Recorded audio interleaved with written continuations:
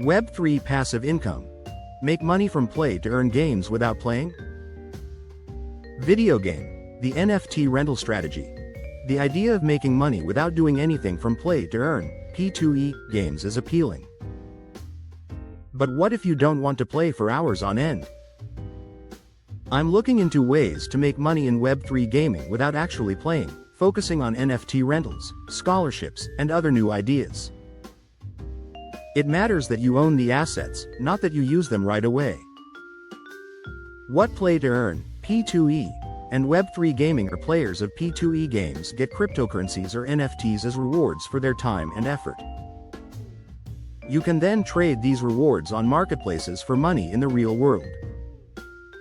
Web3 games use blockchain technology to give players real ownership of in-game items, which opens up new ways to make money without doing anything.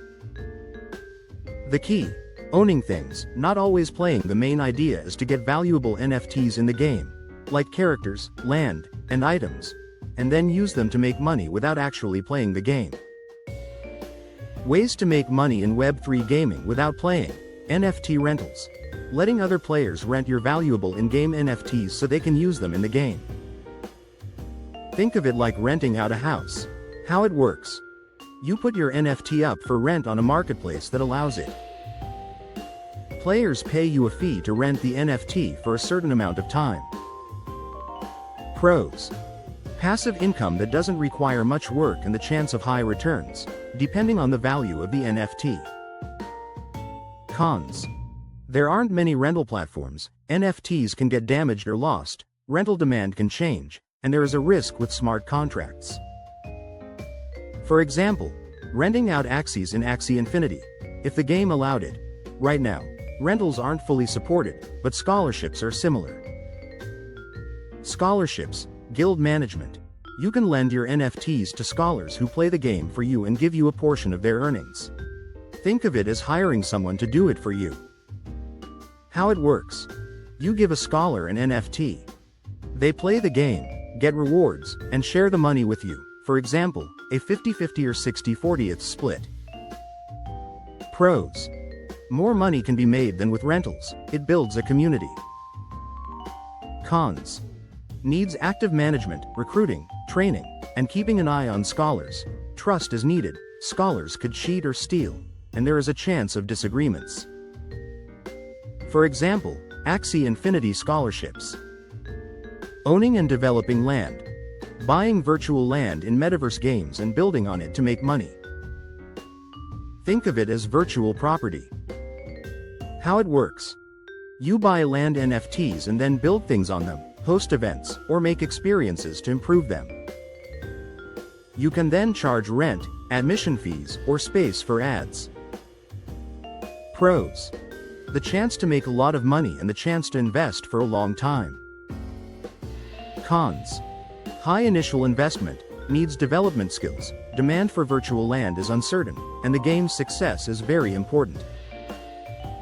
For example, owning land in the sandbox or Decentraland.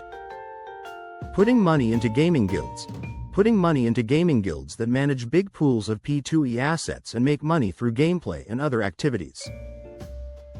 You could think of it as putting money into a fund that plays games. How it works: you buy a token from a gaming guild. The guild uses the money to buy NFTs, hire scholars, and make money.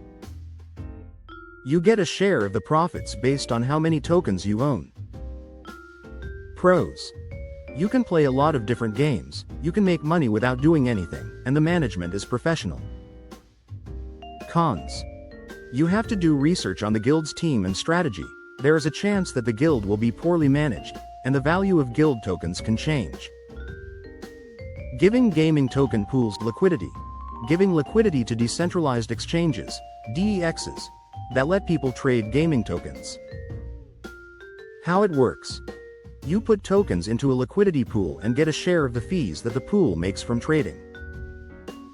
Pros: it could make a lot of money and helps the gaming ecosystem. Cons: the risk of losing money that isn't permanent and the fact that gaming tokens can change quickly. Picking the right game and NFTs. Research.